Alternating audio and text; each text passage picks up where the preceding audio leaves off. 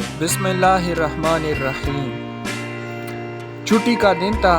ہم 3 دوست پہاڑی ڈھلوان کے نیچے برساتی نالے کے پاس بیٹھے تھے۔ ہم یہاں پکنک منانے آئے تھے۔ 2 دن سے پہاڑوں پر بارش ہو رہی تھی اور نالے میں طغیانی آئی ہوئی تھی، مگر ہم پھر بھی نالے میں اتر گئے اور نہانے لگے۔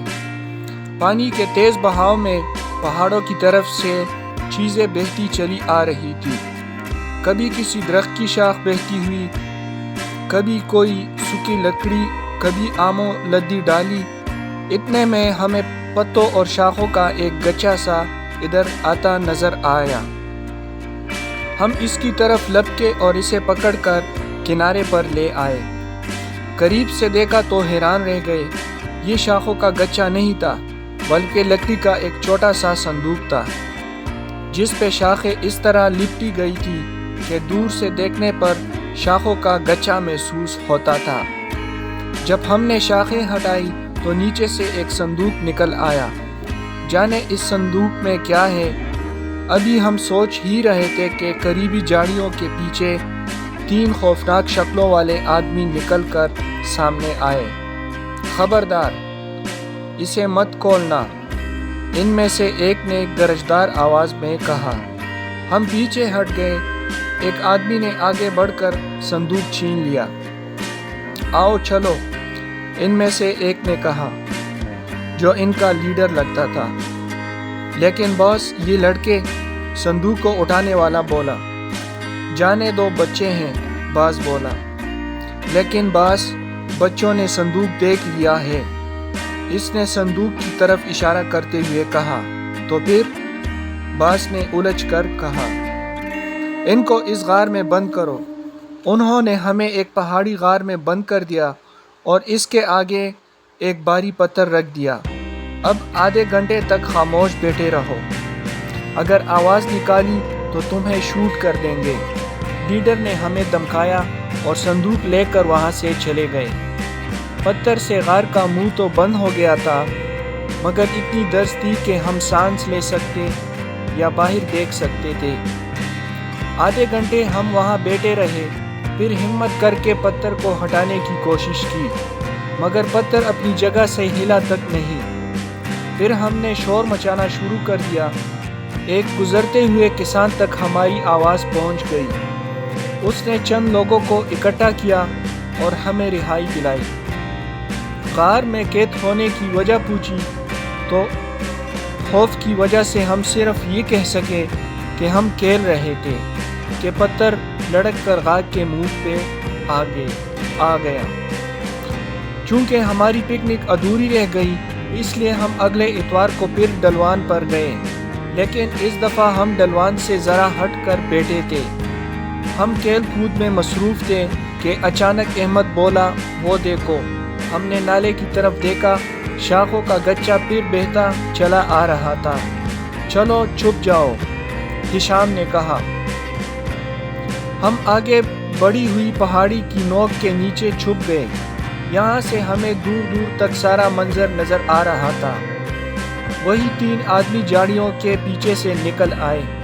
ایک پانی میں کود گیا اور جھاڑیوں کے گچھے کو لے کر باہر آ گیا۔ وہ تینوں ایک طرف چل پڑے۔ کچھ دور جیپ کھڑی تھی جس میں بیٹھ کر وہ لوگ چلے گئے۔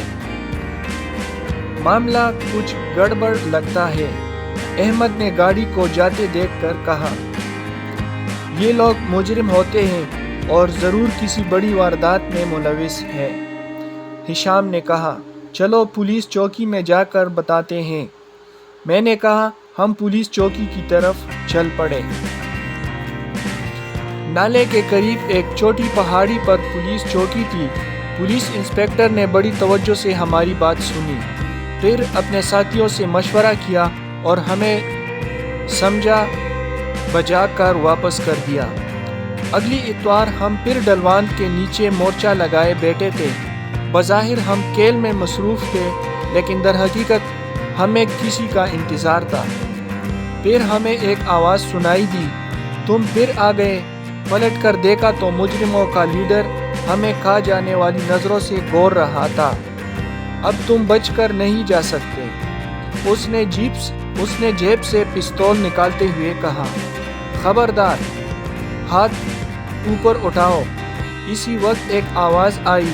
ہم نے پلٹ کر دیکھا، پولیس کے 3 سپاہی بندوقیں تانے چلے آ رہے تھے۔